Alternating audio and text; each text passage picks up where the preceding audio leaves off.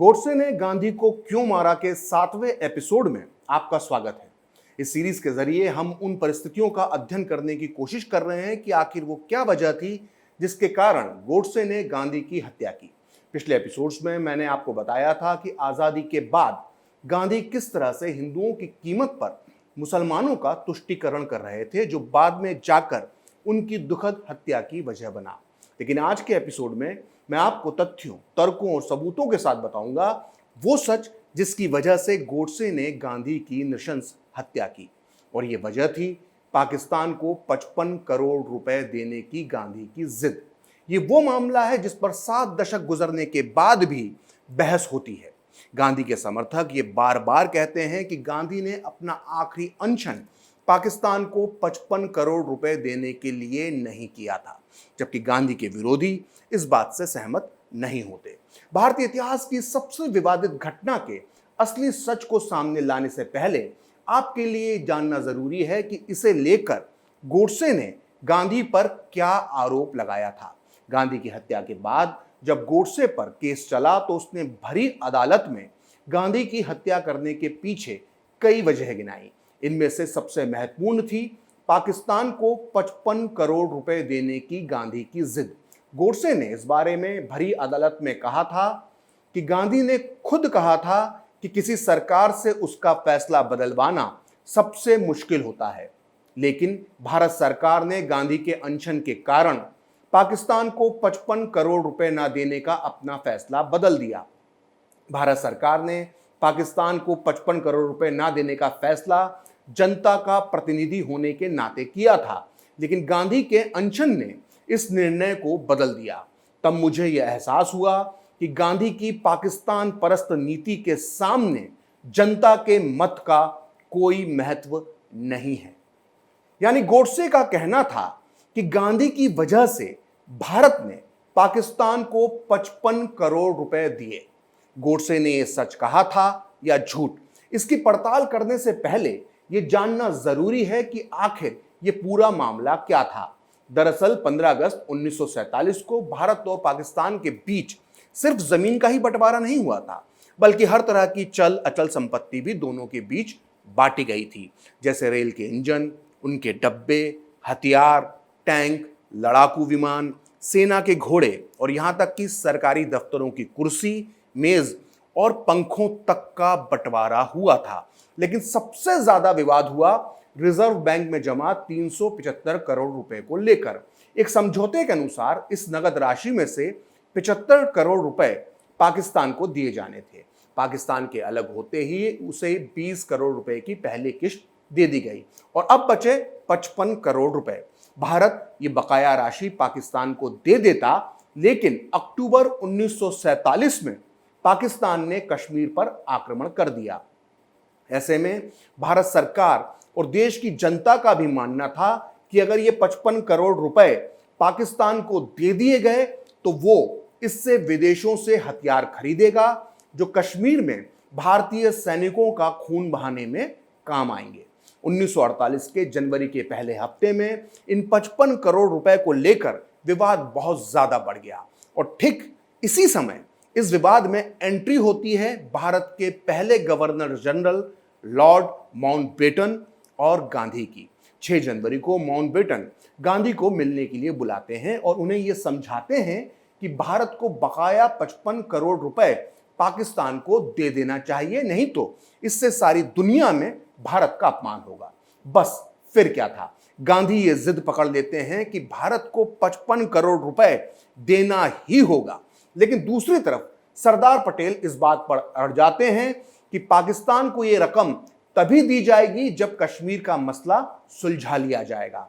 इस मामले में प्रधानमंत्री नेहरू भी सरदार पटेल के साथ थे।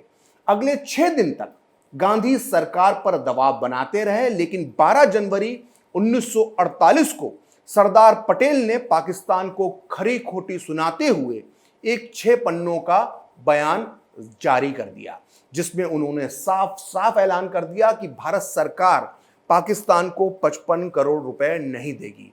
बस फिर क्या था, एक जमाने में गुरु और शिष्य रहे गांधी और पटेल आमने सामने आ गए। 12 जनवरी की शाम गांधी ने प्रार्थना सभा में यह ऐलान कर दिया कि वो अगले दिन से आमरण अनशन करेंगे। हालांकि अपने अनशन की शर्तों में गांधी ने कहीं भी 55 करोड़ रुपए का जिक्र नहीं किया था। उनकी सारी शर्तों में मुसलमानों की सुरक्षा की बात कही गई थी।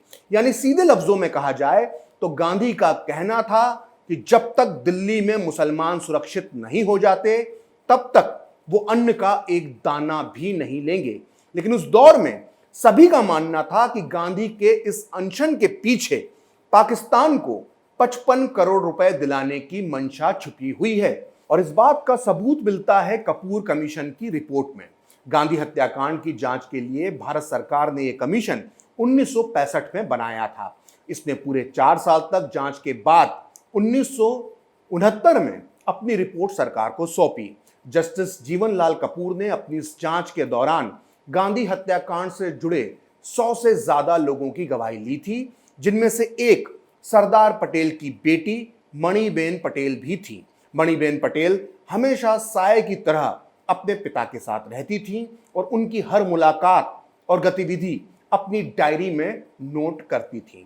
मणिबेन की ये डायरी प्रकाशित हुई है inside story of Sardar Patel. खैर, कपूर कमीशन में अपनी फाइनल जांच रिपोर्ट के खंड 1 के पेज नंबर 178 और 181 पर मणिबेन पटेल के हवाले से लिखा है कि सरदार पटेल की बेटी मणिबेन पटेल ने आयोग को बताया है कि पटेल ने गांधी से कहा था कि उनके अनशन को लोग पसंद नहीं करेंगे और यही माना जाएगा कि 55 करोड़ रुपए देने के लिए गांधी इस अनशन को हथियार बनाकर सरकार पर दबाव डाल रहे हैं। मणिबेन पटेल की डायरी के मुताबिक 13 जनवरी को गांधी जी के साथ नेहरू, सरदार पटेल, चेट्टी और मथाई की एक बैठक हुई। गांधी की आंखों में आंसू थे और उन्होंने बहुत ही कठोर शब्द कहे, जिसके बाद सरदार पटेल का दिल टूट गया और उन्होंने कैबिनेट की बैठक में कहा कि हम अगर 55 करोड़ रुपए देने के लिए राजी हो जाते हैं तो मैं फिर आगे इस कैबिनेट का हिस्सा नहीं रहूंगा। मणिबेन पटेल की इस गवाही से 2 बातें साफ होती हैं। पहली ये कि गांधी ने भले ही अपने अनशन की शर्तों में 55 करोड़ रुपए का जिक्र नहीं किया था, लेकिन इसमें कोई शक नहीं कि वो इसके जरिए सरकार पर पाकिस्तान को पैसे देने का दबाव बना रहे थे। और दूसरी ये कि वो इस अनशन को लेकर सरदार पटेल और गांधी के बीच गहरा विवाद हो गया था। अगर आपको फिर भी सरदार पटेल की बेटी मणिबेन पटेल की बातों पर यकीन नहीं है तो फिर आपको यह किताब पढ़ना चाहिए जो लिखी है गांधी के पर्सनल सेक्रेटरी प्यारेलाल नैयर ने, जिसका नाम है महात्मा गांधी पूर्णाहुति खंड 4। इस किताब के पेज नंबर 376 पर प्यारेलाल लिखते हैं कि सरदार पटेल और पंडित नेहरू ने गांधी जी को समझाने की कोशिश की। सरदार पटेल तो बहुत नाराज भी थे। वो बातों के मुकाबले काम करने में ज्यादा विश्वास रखते थे, इसलिए उन्होंने गांधी को कहला भेजा कि गांधी जी जो भी चाहेंगे मैं वही करूंगा। जवाब में गांधी जी ने सुझाया कि सबसे पहले पाकिस्तान के हिस्से की नकद रकम का मामला निपटाया जाना चाहिए। यानी प्यारेलाल के मुताबिक अपने अनशन के पहले दिन ही गांधी ने यह साफ कर दिया था कि पाकिस्तान को 55 करोड़ रुपए दिए जाएं। प्यारेलाल की इस बात पर हमें इसलिए यकीन करना चाहिए क्योंकि वो पर्सनल सेक्रेटरी होने के नाते गांधी, नेहरू और पटेल के बीच होने वाली हर मुलाकात के दौरान मौजूद रहते थे और हर मुलाकात के नोट्स बनाना उनका काम था।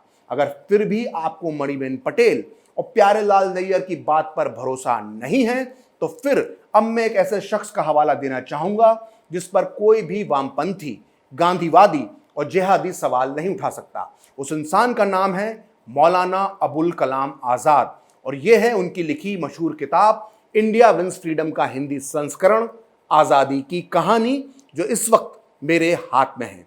अपनी इस किताब में मौलाना आजाद ने उस बैठक का विस्फोटक वर्णन किया है जो अनशन के पहले दिन गांधी, नेहरू, पटेल और मौलाना आजाद के बीच हुई थी। मौलाना आजाद ने इस बैठक के बारे में बहुत कुछ लिखा है जिसे मैं आपको संक्षेप में सुनाना चाहूंगा। मौलाना आजाद अपनी किताब के पेज नंबर 210 पर लिखते हैं कि अनशन के पहले दिन शाम को जवाहरलाल, सरदार पटेल और मैं गांधी जी के पास बैठे थे। सरदार पटेल अगले दिन बंबई जाने वाले थे। उन्होंने गांधी से शिकायत की और कहा कि वो बेमतलब में अनशन कर रहे हैं और इस अनशन को करने का कोई सही कारण भी नहीं है। सरदार पटेल ने बेहद कटुता से कहा कि इस अनशन से मेरे ऊपर ही आरोप लगेंगे। ऐसा लगता है जैसे गांधी जी ऐसा कह रहे हैं कि मानो मैं ही मुसलमानों की हत्या के लिए जिम्मेदार हूं। मौलाना आजाद अपनी इस किताब में आगे लिखते हैं कि इस बात पर गांधी ने एतराज जताया जिस पर सरदार पटेल गांधी पर भड़क गए। मौलाना आजाद आगे लिखते हैं कि सरदार पटेल नाराज हो गए और कर्कश शब्दों में बोलने लगे। इससे जवाहरलाल और मुझे बहुत सदमा पहुंचा। हम भौचक के रह गए और चुप नहीं रह पाए। मैंने उनसे कहा कि वल्लभ भाई, आपको शायद महसूस नहीं हो रहा है, लेकिन आपका व्यवहार कितना अपमानजनक है और आप गांधी जी को कितना दुखी कर रहे हैं। सरदार पटेल उठ गए और जाने लगे। मैंने उन्हें रोका और कहा कि आप अपना कल का मुंबई दौरा रद्द कर दीजिए, जिस पर सरदार पटेल एकदम चिल्लाते हुए बोले कि मेरे यहां रहने का क्या फायदा है। गांधी जी मेरी बात सुनने को तैयार नहीं है। वो ये बात तय कर चुके हैं कि पूरी दुनिया के सामने हिंदुओं के मुंह पर कालिख पोत दी जाए। सोचकर देखिए मौलाना आजाद ने कितनी बड़ी बात लिखी है। सोचिए, गांधी की मुस्लिम तुष्टीकरण की नीति से उनके 30 साल पुराने शिष्य सरदार पटेल को कितनी तकलीफ पहुंची कि उन्होंने अपने गुरु गांधी का अपमान तक कर दिया। सरदार पटेल ने तो यह तक कह दिया कि गांधी हिंदुओं के मुंह पर कालिख पोतना चाहते हैं। और यह बात मैं नहीं कह रहा, बल्कि इसे लिखा है भारतीय मुसलमानों के सबसे बड़े रहनुमा मौलाना अबुल कलाम आजाद ने। खैर, इस बातचीत से यह तो साबित हो जाता है कि सरदार पटेल ये मानते थे कि इस अनशन का वो कारण नहीं है जो गांधी दुनिया को बता रहे थे। अगर फिर भी आपको मौलाना आजाद, मणिबेन पटेल और प्यारेलाल नैयर की बातों पर यकीन नहीं है, तो फिर आपको उस समय का थोड़ा सा और अध्ययन करना चाहिए। गांधी ने ऐसे समय में अपना अनशन शुरू किया था जब दिल्ली में दंगे हो ही नहीं रहे थे। दिल्ली का सारा जनजीवन आम रूप से चल रहा था। हालांकि मकान पर कब्जा करने जैसी घटनाएं लगातार हो रही थी। ऐसे में सवाल उठता है कि आखिर गांधी ने ये अनशन शांति के लिए किया था या फिर पाकिस्तान को 55 करोड़ रुपए देने के लिए। गांधी ने अपने अनशन से ठीक एक दिन पहले यानी 12 जनवरी 1948 को अपनी प्रार्थना सभा में इस बात को माना था कि दिल्ली में शांति है। और गांधी का यह भाषण प्रकाशित हुआ है संपूर्ण गांधी वांग्मय के खंड 90 के पेज नंबर 390 पर। आपकी जानकारी के लिए बता दूं कि संपूर्ण गांधी वांग्मय की विश्वसनीयता पर कोई भी सवाल नहीं उठा सकता है। गांधी ने उस दिन कहा था कि सेना और पुलिस की वजह से आज दिल्ली में शांति है, मगर दिल के भीतर तूफान उमड़ रहा है। वह तूफान किसी भी समय फूटकर बाहर आ सकता है। मुझे बचाने के लिए सेना और पुलिस के द्वारा बनाई गई शांति पर्याप्त नहीं है। अपने इसी भाषण में गांधी ने लॉर्ड माउंटबेटन की उन बातों को दोहराया जो उन्होंने पाकिस्तान को 55 करोड़ रुपए देने की सलाह देते वक्त कहा था। माउंटबेटन ने कहा था, जैसा कि मैंने पहले बताया है, माउंटबेटन ने कहा था कि भारत अगर ये रकम नहीं चुकाता है तो पूरी दुनिया में उसका अपमान होगा। गांधी ने करीब करीब यही शब्द उस दिन अपनी प्रार्थना सभा में कहे, जिससे यह साबित हो जाता है कि गांधी के इस अनशन के पीछे पाकिस्तान को 55 करोड़ रुपए देने का हिडन एजेंडा छुपा हुआ था। गांधी ने उस दिन कहा था कि आज हिंदुस्तान का मान सब जगह कम हो रहा है। एशिया और सारी दुनिया के दिल से भारत का रामराज्य तेजी से गायब हो रहा है। मेरे अनशन से अगर हमारी आंखें खुल जाएं तो ये सम्मान फिर से वापस आ जाएगा। आज गांधीवादी कुछ भी कहें, लेकिन उस दौर में सभी लोगों का यह मानना था कि गांधी के इस अनशन की एक बहुत बड़ी वजह यह भी है कि वो पाकिस्तान को 55 करोड़ रुपए दिलवाना चाहते हैं। यही वजह है कि अनशन के दौरान ही 15 फरवरी को एक पत्रकार ने इस अनशन की टाइमिंग पर गांधी से लिखित में एक सवाल पूछा। जवाब में गांधी ने क्या कहा, इसका वर्णन मिलता है संपूर्ण गांधी वांग्मय के खंड 90 के पेज नंबर 408 पर। यह सवाल जवाब इस प्रकार थे। पत्रकार ने गांधी से पूछा, आपने अनशन ऐसे वक्त में क्यों शुरू किया जब देश के किसी भी हिस्से में कहीं भी झगड़ा फसाद नहीं हो रहा है। जवाब में गांधी ने कहा कि लोग जबरदस्ती मुसलमानों के घरों पर कब्जा कर रहे हैं, क्या इसे झगड़ा नहीं कहा जाएगा? मेरे लिए ये बेवकूफी होगी कि मुसलमानों को इस तरह टेढ़े तरीके से निकाले जाने को मैं चुपचाप देखता रहूं। मैं इसे रुला रुला कर मारना कहता हूं। खैर, गांधी ने जैसे ही अनशन शुरू किया, नेहरू सरकार दबाव में आ गई। अगले दिन यानी 14 जनवरी 1948 को बिरला भवन में क्या हुआ, इसका वर्णन किया है प्यारेलाल नैयर ने अपनी किताब में। वो पेज नंबर 383 पर लिखते हैं कि अनशन शुरू होने के 24 घंटे के अंदर भारत सरकार के कैबिनेट की बैठक बिरला भवन के मैदान में गांधी जी की उपवास शैया यानी उनके बिस्तर के आसपास हुई। इस बैठक में पाकिस्तान के हिस्से वाली बकाया रकम देने पर फिर से विचार किया गया, लेकिन इससे वो लोग और भी नाराज हुए जो पहले से ही गांधी जी को मुसलमानों का पक्ष लेने वाला मानते थे। उनमें से जुनूनी लोगों की टोली गांधी जी की हत्या का षड्यंत्र रचने लगी। सोचिए, आज तक के भारत के इतिहास में कभी ऐसा नहीं हुआ होगा कि कैबिनेट की बैठक खुले मैदान में एक बिस्तर के पास हुई हो। क्या अब भी आपको लगता है कि गांधी का यह अनशन 55 करोड़ रुपए के लिए नहीं था? खैर, गांधी की जिद जीत गई और 15 जनवरी की सुबह भारत सरकार ने पाकिस्तान को 55 करोड़ रुपए देने का फैसला कर लिया। भारत सरकार ने अपने फैसले की जानकारी देते हुए जो बयान जारी किया, उसे पढ़कर कोई भी समझ जाएगा कि नेहरू सरकार ने यह फैसला गांधी के अनशन के दबाव में लिया था। भारत सरकार ने अपने बयान में लिखा था कि राष्ट्रपिता महात्मा गांधी के अनशन से सारे विश्व के साथ साथ भारत सरकार को भी चिंता हुई है। गांधी जी के मन में जो लक्ष्य था, उससे प्रभावित होकर सरकार ने मनमुटाव और संदेह के माहौल को दूर करने की अपील की है। राष्ट्र के नाम गांधी जी के संदेश को ध्यान में रखते हुए भारत सरकार ने पाकिस्तान के साथ मनमुटाव के एक कारण को दूर करने का निर्णय लिया है। इस फैसले से उस वातावरण को बनाने में मदद मिलेगी जिसके लिए गांधी जी ने खुद को सूली पर चढ़ा रखा है, और इस प्रकार राष्ट्र के महान सेवक का अनशन समाप्त हो जाएगा। इतना ही नहीं, फैसले के ठीक बाद 15 जनवरी 1948 को देश के प्रधानमंत्री नेहरू ने भी एक बयान जारी किया।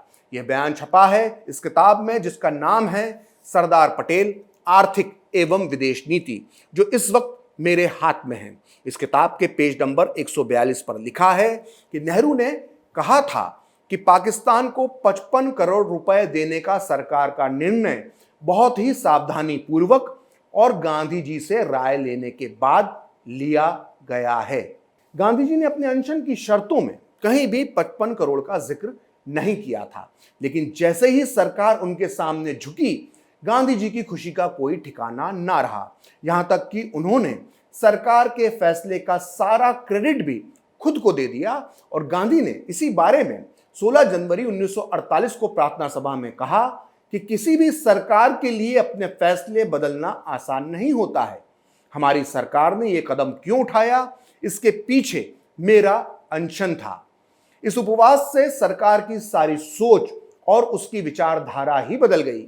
अनशन के बिना सरकार उतना ही करती जितना कानून उसे करने की इजाजत देता। तो सुना आपने, गांधी ने माना कि उनके अनशन के बिना भारत सरकार कभी भी पाकिस्तान को 55 करोड़ रुपए नहीं देती, और उनका अनशन हर कानून से बड़ा है। फिर भी आज के कुछ गांधीवादी 55 करोड़ की बात को एक झूठ बताते हैं, लेकिन गांधी की ये चाल उस दौर में मीडिया से नहीं छुप पाई थी। पाकिस्तान को 55 करोड़ रुपए देने के फैसले का देश के कई अखबारों ने विरोध किया और गांधी के खिलाफ जमकर लेख छापे। उस समय मुंबई और देश की एक मशहूर वीकली मैगजीन द गार्जियन ने 17 जनवरी 1948 के अपने अंक में मोटी मोटी हेडलाइन में लिखा कि नेहरू सरकार ने हिंदुस्तान को धोखा दिया। पाकिस्तान जो धौंस से ना पा सका, वो उसे गांधी जी की जिद की वजह से मिल गया। सरदार पटेल ने पहले कहा था कि जिन पैसों से हमारे देशवासियों का नरसंहार होगा, वो पैसा हम पाकिस्तान को नहीं देंगे। वीरता से भरे ऐसे शब्द अक्सर सुनने में आते थे, लेकिन गांधी जी ने अनशन करके सरकार को पाकिस्तान को 55 करोड़ रुपए देने के लिए मजबूर कर दिया। गांधी की जिद के आगे इस तरह सरकार के झुकने की पूरे देश में आलोचना हो रही थी, लिहाजा बचाव करने के लिए मैदान में आया वो शख्स जो 2 दिन पहले गांधी से नाराज होकर मुंबई चला गया था, और उसका नाम था सरदार पटेल। उन्होंने 16 जनवरी 1948 को मुंबई महानगर पालिका के एक समारोह में एक भाषण दिया, जो प्रकाशित हुआ है सरदार पटेल के पर्सनल सेक्रेटरी रहे वी शंकर की किताब में, जिसमें उन्होंने अपने और सरदार पटेल के साथ अपने जो उनके संस्मरण थे वो उसमें दर्ज किए हैं। इस किताब के पेज नंबर 147 के मुताबिक सरदार पटेल ने उस दिन कहा था, हमने गांधी जी की बात मानी क्योंकि हमें लगा कि माहौल सुधरना चाहिए। आखिर जब हम पैसे को पानी की तरह फेंक रहे हैं तो हम 55 करोड़ रुपए के भुगतान में क्यों हिचकिचाएं? आखिर इसमें गांधी जी को अपनी मानसिक पीड़ा से कुछ राहत मिल जाएगी। ये सच है कि हमें लोगों को अपने साथ लेकर चलना है, लेकिन हमें गांधी जी के बारे में भी सोचना होगा। सरदार पटेल, जवाहरलाल नेहरू, मौलाना आजाद, मणिबेन पटेल, प्यारेलाल नैयर, भारत सरकार के बयान, उस समय के पत्रकारों के सवाल और उस समय के अखबारों में छपी हेडलाइंस जानने के बाद भी अगर आपको इस बात पर भरोसा नहीं है कि गांधी ने अपना आखिरी अनशन पाकिस्तान को 55 करोड़ रुपए दिलवाने के लिए किया था, तो फिर आपको एक और व्यक्ति की राय पढ़ना चाहिए और जानना चाहिए। ये व्यक्ति नेहरू और सरदार पटेल की तरह उनका शिष्य नहीं बल्कि उनका दोस्त था, और उनका नाम था चक्रवर्ती राजगोपालाचारी। ये न सिर्फ गांधी के दोस्त थे बल्कि उनके समधी भी थे। गांधी के सबसे छोटे बेटे देवदास गांधी की शादी राजगोपालाचारी की बेटी लक्ष्मी से हुई थी। विद्वान बताते हैं कि गांधी के अंदर की सोच को राजगोपालाचारी से बेहतर कोई भी नहीं समझता था, और इन्हीं राजगोपालाचारी ने अपनी मशहूर किताब गांधीज टीचिंग्स एंड फिलॉसफी के पेज नंबर 20 पर लिखा है कि अगर पाकिस्तान को 55 करोड़ रुपए नहीं दिए गए होते तो भारत नैतिक शक्ति खो देता और गांधी जी एक हिंदू के रिवॉल्वर की बजाय अपने टूटे हुए दिल से मर जाते। तो सुना आपने, राजगोपालाचारी का मानना था कि अगर पाकिस्तान को 55 करोड़ रुपए नहीं मिलते तो गांधी गोडसे की गोली से नहीं बल्कि सदमे से ही मर जाते। अगर फिर भी आपको गांधी के सबसे करीबी दोस्त और उनके समधी राजगोपालाचारी की बात से आप सहमत नहीं हैं, तो फिर आपको गांधी हत्याकांड की जांच के लिए बने कपूर कमीशन के निष्कर्ष को पढ़ना चाहिए। अपनी गहन जांच के बाद जस्टिस जीवनलाल कपूर ने जिस नतीजे पर वो पहुंचे थे उसे उन्होंने दर्ज किया है अपने कपूर कमीशन के खंड 1 के पेज नंबर 256 पर। वो लिखते हैं कि पाकिस्तान को 55 करोड़ रुपए देना महात्मा गांधी की हत्या का मुख्य कारण था। 13 जनवरी को महात्मा गांधी ने अनशन शुरू किया और अगले दिन कैबिनेट ने पाकिस्तान को बकाया रकम देने का फैसला ले लिया। महात्मा गांधी ने इसे भारत सरकार का एक अनूठा कदम बताया था। यानी कहीं ना कहीं कपूर कमीशन भी इस बात को मानता था कि गांधी की हत्या न केवल पाकिस्तान को 55 करोड़ रुपए देने की वजह से की गई, बल्कि गांधी के अनशन का भी इस 55 करोड़ रुपए से सीधा संबंध था। फिलहाल खरी बात प्रखर के साथ में इतना ही। आप चाहें तो मुझसे जुड़ने के लिए मेरे फेसबुक पेज प्रखर श्री 78 को लाइक कर सकते हैं, और अगर ट्विटर पर आप मुझसे जुड़ना चाहते हैं तो मेरा ट्विटर हैंडल है प्रखर श्री 78। अगर आपको ये वीडियो पसंद आया तो इसे लाइक करें, शेयर करें और कैपिटल टीवी को सब्सक्राइब करें। नमस्कार।